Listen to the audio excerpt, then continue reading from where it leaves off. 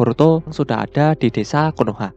Amado, Sai, dan Katasuke sedang membicarakan Momoshiki dan presentase data yang dikompresi dan bagaimana Boruto sekarang menjadi Otsutsuki yang lengkap atau sempurna. Boruto kemudian menjelaskan bahwa data Momoshiki sudah dikompresi, tetapi intinya adalah presentase yang tersisa digunakan dengan cara yang sangat terampil. Hal ini merujuk pada Momoshiki menggunakan data yang tersisa untuk menyelamatkan nyawa Boruto. Kawaki yang tidak sadar muncul di tempat tidur tepat di sebelah Sumire. Shikamaru, Ibiki, Naruto di sekelilingnya mengawasi. Shikamaru mengatakan tidak masalah. Masalahnya adalah aku tidak berpikir kita dapat secara fisik membatasi atau mengikatnya sekarang. Hal ini mengacu pada Kawaki.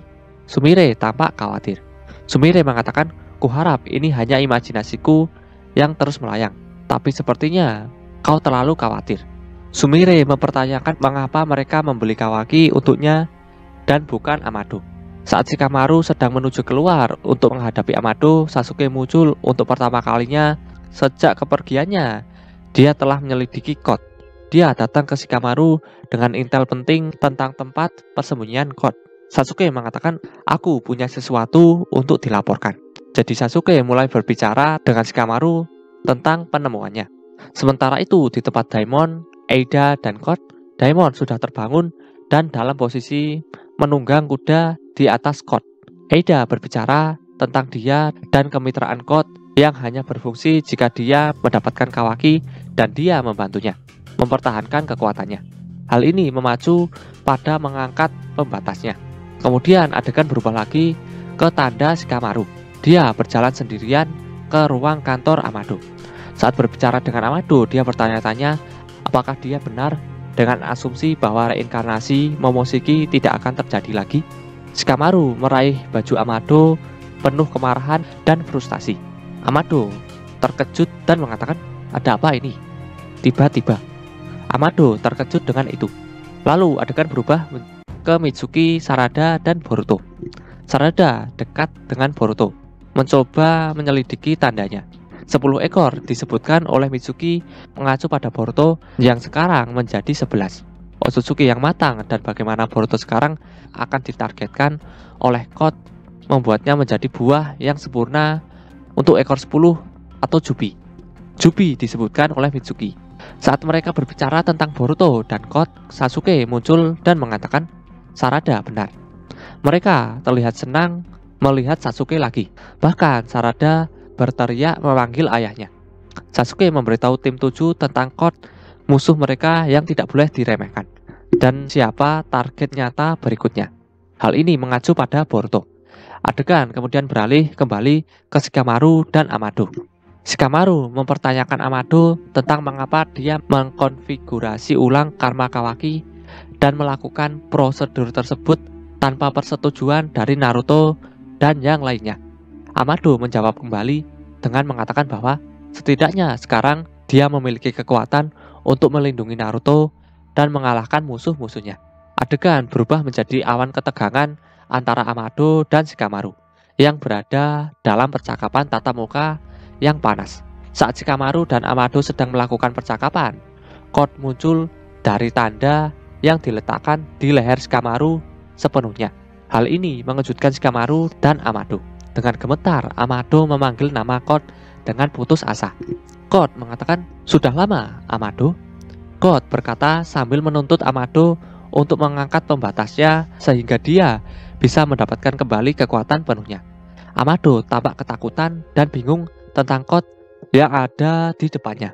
Amado mengatakan, dalam sekejap mata, para shinobi akan merasakan kehadiranmu dan mereka akan berada di sini dalam sekejap. Kata Amado mengacu pada tim sensor Konoha. Adegan berubah ke Ino dan divisi sensor yang segera merasakan bahwa cakra baru telah memasuki desa secara tiba-tiba tanpa pemberitahuan.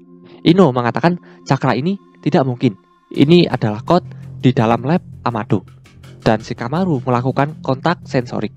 Shikamaru menggunakan jutsu khasnya, Kagemane no Jutsu atau jutsu pengikat bayangan. Hal ini dilakukan Shikamaru untuk menahan Code yang terkejut sekarang. Peti mati tiba-tiba terbuka dan Delta yang diciptakan kembali atau dikonfigurasi ulang keluar. Dia sekarang memiliki simbol di dahinya, mengingatkan pada simbol Konoha. Delta baru dan yang dikonfigurasi ulang ini memiliki pakaian yang sama dengan delta sebelumnya, tetapi tanpa jati diri. Code dalam keadaan terkejut mengatakan, "Delta?" Shikamaru kemudian menyebutkan bahwa delta baru dan yang dikonfigurasi ulang ini diciptakan sebagai kekuatan untuk melindungi desa Konoha. Shikamaru kemudian menginstruksikan Delta bahwa Code adalah musuh Konoha. Lalu Delta menendang Code yang menahannya dengan kaki terentang.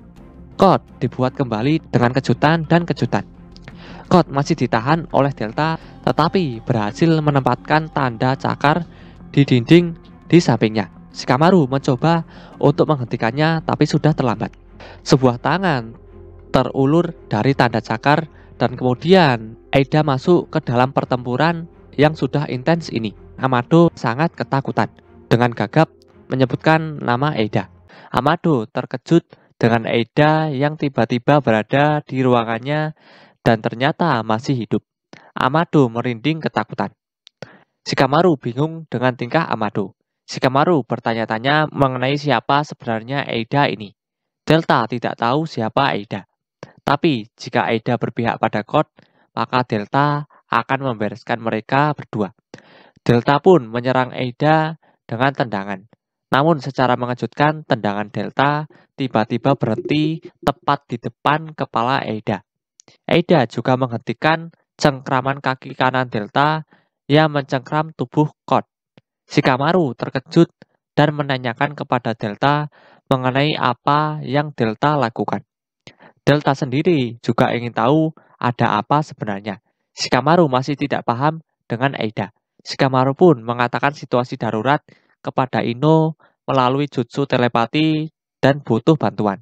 Sementara itu di tempat Sasuke dan Boruto, Sasuke meminta maaf kepada Boruto karena menghentikan amukan Momoshiki adalah kewajiban Sasuke sebagai guru Boruto. Sasuke ada di sana saat Boruto membutuhkan Sasuke. Dan Kawaki juga harus mengambil peran yang berat. Desa Konoha tidak butuh membenci siapapun kecuali Sasuke. Boruto mengatakan bahwa Kawaki melakukannya karena Boruto dan Kawaki adalah saudara. Boruto lalu berniat mengembalikan ikat kepala Sasuke dan berterima kasih kepada Sasuke. Bagi Boruto, ikat kepala itu membantu membulatkan tekadnya. Sasuke pun memberikan ikat kepala itu jika itu berguna bagi Boruto. Boruto sangat berterima kasih dan akan menjaganya seumur hidupnya. Boruto lalu memakai ikat kepala Sasuke. Sasuke mengatakan bahwa mungkin akulah yang selanjutnya harus menunjukkan tekadnya. Di sisi lain, Sarada dan Mitsuki sedang memantau Boruto dan Sasuke. Sarada penasaran dengan apa yang dibicarakan Boruto dan Sasuke. Mitsuki mengatakan kalau situasi berjalan buruk, Boruto pasti mati. Master Sasuke pasti merasa bersalah sebagai gurunya. Aku sendiri juga. Bahkan sekarang pun saat aku memikirkan kalau Boruto bisa saja mati tanpa aku di sana untuk membantunya. Itu masih membuatku merinding. Dan anggap saja ada seseorang yang sungguh akan membunuh Boruto.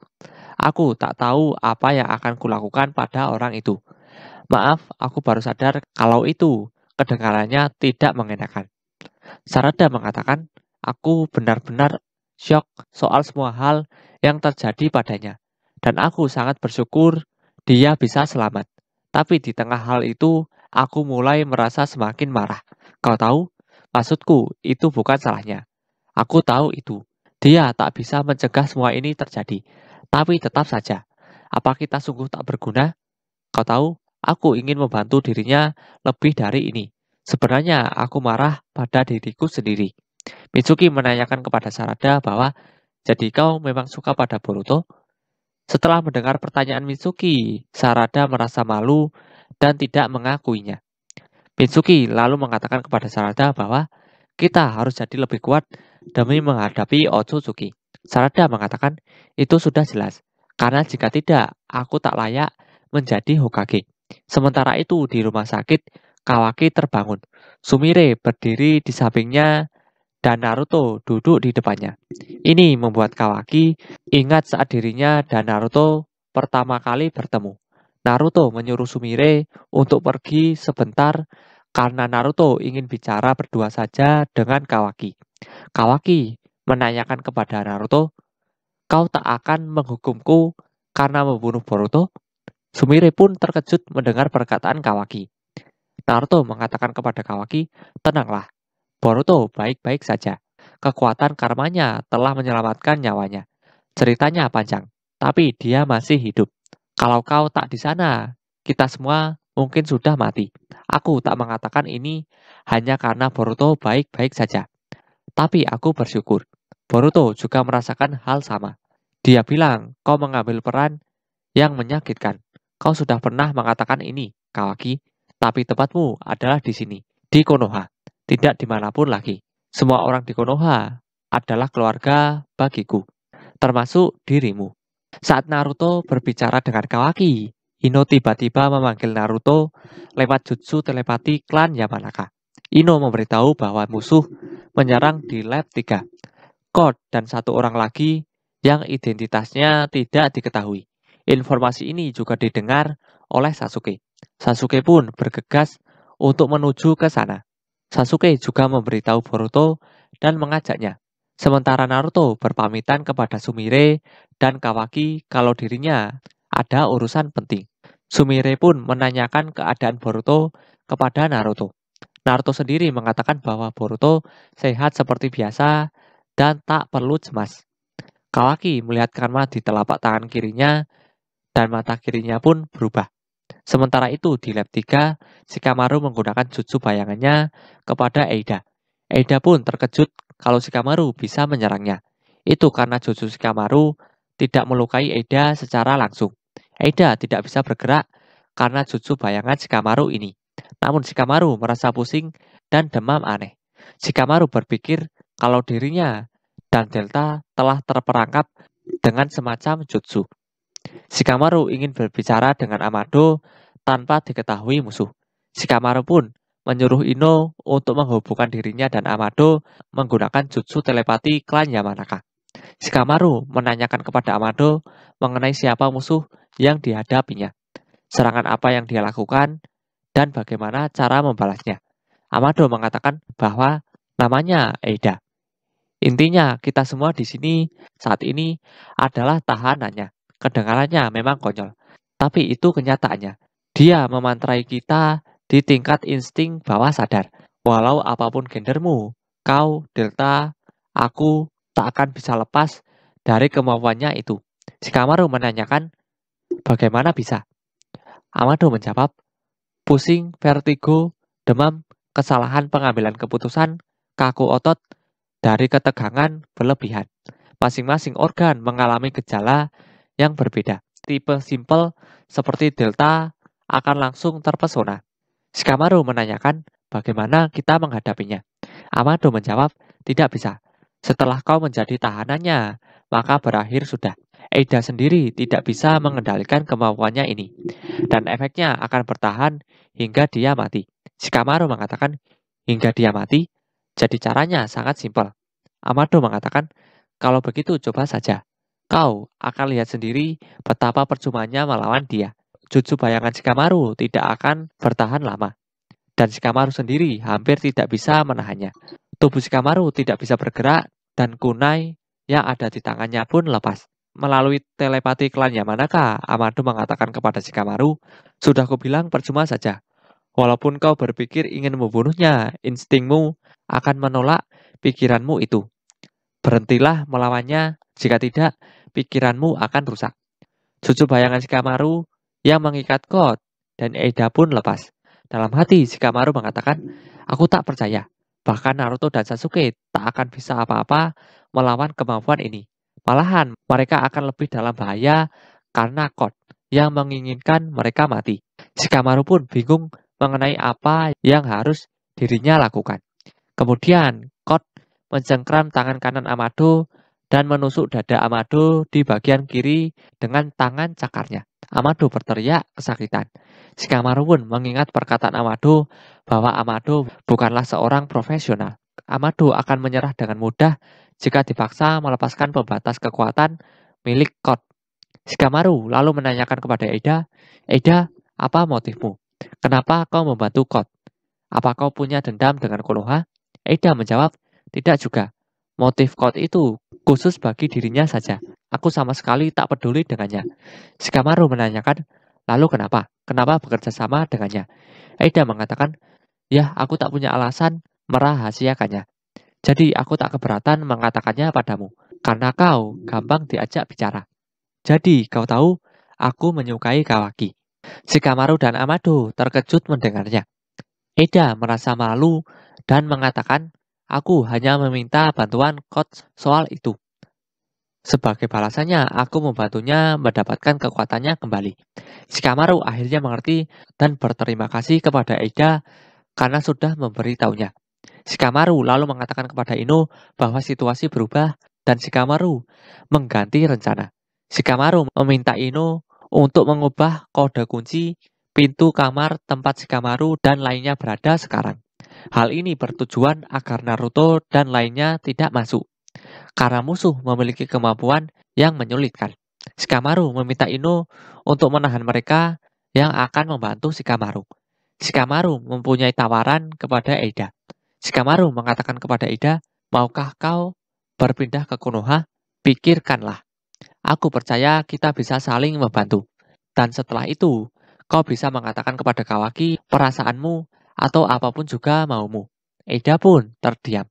Perkataan Shikamaru ini membuat Kot dan Amado kebingungan. Eida menanyakan kepada Shikamaru mengenai tawaran Shikamaru yang menyuruh Eida pindah ke Konoha.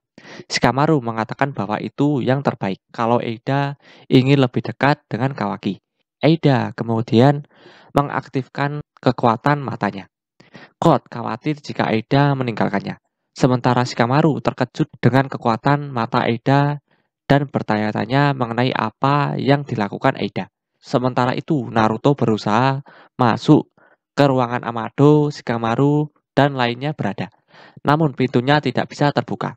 Kemudian melalui jutsu telepati Ino, Shikamaru menjelaskan kepada Naruto tentang situasi yang terjadi.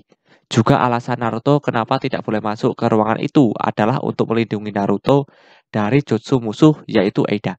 Shikamaru juga meminta kepada Naruto untuk tidak menghancurkan sistem kunci dan memaksa masuk ke ruangan Shikamaru berada. Tak lama kemudian Sasuke dan Boruto tiba dan menemui Naruto. Sementara itu, ternyata Eida mengetahui semuanya, termasuk Shikamaru yang menyuruh Ino mengunci pintunya supaya Naruto dan lainnya terlindungi dari jutsu Eida. Shikamaru terkejut dan akhirnya dia tahu mengenai kekuatan mata Eida.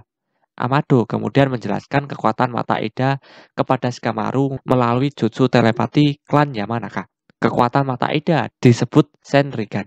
Eida bisa melihat semua hal yang terjadi di dunia. Dia bisa melihat masa lalu, namun tidak bisa melihat masa depan. Artinya, Shikamaru tidak bisa menyembunyikan apapun dari Eida. Shikamaru lalu beranggapan kalau Jutsu Eida tidak bisa menguping pembicaraan melalui telepati milik Ino. Pasti Eida tidak bisa melihat jauh ke dalam lubuk hati. Eida menjelaskan kepada Shikamaru bahwa dirinya tidak ada sebab yang kuat untuk memusuhi Konoha. Shikamaru awalnya tidak menganggap Eida sebagai musuh, tapi karena Eida membantu Kot, Eida dianggap sebagai musuh Konoha. Shikamaru lalu menawarkan Eida sekali lagi. Pihak mana yang lebih baik Eida pilih? Konoha atau Kot. Sementara itu di tempat Kawaki dan Sumire, Sumire membicarakan kepada Kawaki mengenai Boruto yang diserang Kawaki. Sumire yakin kalau Kawaki terpaksa untuk mengambil keputusan yang sulit. Kawaki lalu menjelaskan bahwa Amado memulihkan karma Kawaki tanpa izin Kawaki. Kawaki rasa Amado melakukan itu saat memperbaiki tangan kanan Kawaki. Karena itu prosesnya lama. Tapi kembalinya kekuatan karma adalah hal yang juga Kawaki inginkan. Jika tidak ada karma itu, mungkin Hokage ke-7 sudah mati. Ini adalah pertama kali Kawaki bersyukur memiliki kekuatan karma dari lubuk hati yang terdalam. Sumire lalu mengatakan kepada Kawaki bahwa Sumire merasa alasan kenapa Amado mengembalikan karma Kawaki adalah demi tujuan pribadinya Amado sendiri. Sementara itu, Kot memaksa Amado melepaskan pembatas kekuatan milik Kot. Kot pun menusuk dada Amado lebih dalam lagi. Amado merasa sangat kesakitan dan mengatakan kepada Shikamaru kalau dirinya tidak bisa bertahan lebih lama lagi. Shikamaru menyuruh Amado untuk bertahan karena Code tidak mungkin membunuh Amado jika pembatas kekuatannya belum dilepaskan. Sebaliknya, jika pembatas kekuatan Code sudah dilepaskan, maka Amado sudah tidak dibutuhkan dan pasti Amado akan dibunuh. Amado merasa bahwa dirinya akan mati karena syok duluan. Shikamaru pun kebingungan dengan apa yang harus mereka lakukan. Kemudian secara tiba-tiba, Eida menyuruh Code untuk mundur karena Kawaki akan segera datang.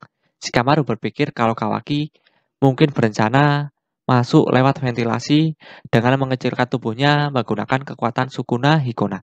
Ternyata dugaan Shikamaru benar, dan Kawaki sedang dalam perjalanan. Shikamaru beranggapan bahwa alasan mereka ingin mundur karena Kawaki juga bisa menetralkan bekas cakar Code. Jadi mereka takut jalur kabur mereka terputus.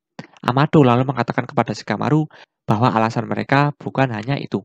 Ada batasan orang yang tidak bisa tergoda oleh Eida. Salah satunya adalah keluarga sedarah dan Otsutsuki. Shikamaru pun agak kesal dengan Amado karena tidak mengatakan info sepenting itu dari tadi.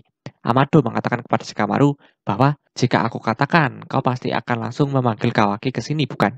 Untuk melawan mereka. Shikamaru mengatakan kepada Amado, memang apa salahnya? Bukankah itu tindakan terbaik di situasi saat ini? Amado mengatakan, yang benar saja, aku tak boleh membiarkan Kawaki sampai mati. Dia saat ini sudah hampir mati dan itu tanpa Eida. Maaf, tapi aku tak akan membiarkan kau membahayakannya lagi. Keberadaan Kawaki pasti sudah sangat menyulitkanmu. Aku tak salahkan dirimu. Dari awal dia memang bibit masalah untuk Konoha. Dan sekarang bahkan Hokage pun tak bisa lagi mengawasi kekuatannya. Jika aku ada di posisimu, aku pasti akan berpikir kalau yang termudah adalah jika Code atau keduanya mati saat saling bertarung. Code dan Eida berencana untuk kabur. Biarkan saja. Jangan halangi mereka hingga Kawaki tiba di sini. Kalian akan dapat kesempatan lain untuk mengalahkan mereka. Tak ada salahnya memberi waktu bagi Boruto dan Kawaki untuk jadi lebih kuat. Kemudian Amado dipindahkan ke tempat lain oleh Code menggunakan jutsu istimewanya. Code sebenarnya tidak ingin membawa Amado ke tempat persembunyiannya. Eida dan Code bergegas untuk kabur sebelum Kawaki datang. Shikamaru sendiri sudah tidak bisa menahan jutsu pengikat bayangannya lebih lama lagi. Shikamaru lalu mengatakan kepada Eida dan Code bahwa, ayolah, apa salahnya bertemu dengan Kawaki? Kenapa kalian malu-malu? Kemudian Eida menyuruh Delta untuk menyerang Shikamaru. Setelah menghindar dari serangan Delta, Shikamaru berusaha menyadarkan Delta. Eida pun berpamitan kepada Shikamaru dan berterima kasih atas tawaran menarik Shikamaru. Eida juga berterima kasih kepada Delta karena sudah membantunya. Sebelum pergi, Code mengatakan kepada Shikamaru bahwa Code sudah menambahkan Shikamaru ke dalam daftar balas dendam. Shikamaru pun menyuruh Code untuk cepat pergi dan jangan pernah memperlihatkan wajahnya lagi. Tak lama kemudian, Kawaki pun tiba. Setelah Kawaki tiba, Shikamaru menyuruh Kawaki untuk menghancurkan bekas cakar Code menggunakan Sukuna Hikona, agar Code tidak bisa menyusup lagi. Kawaki menanyakan keberadaan Amado kepada Shikamaru, karena Kawaki harus menanyakan sesuatu pada Amado. Shikamaru mengatakan kepada Kawaki bahwa Amado mungkin saja sudah mati.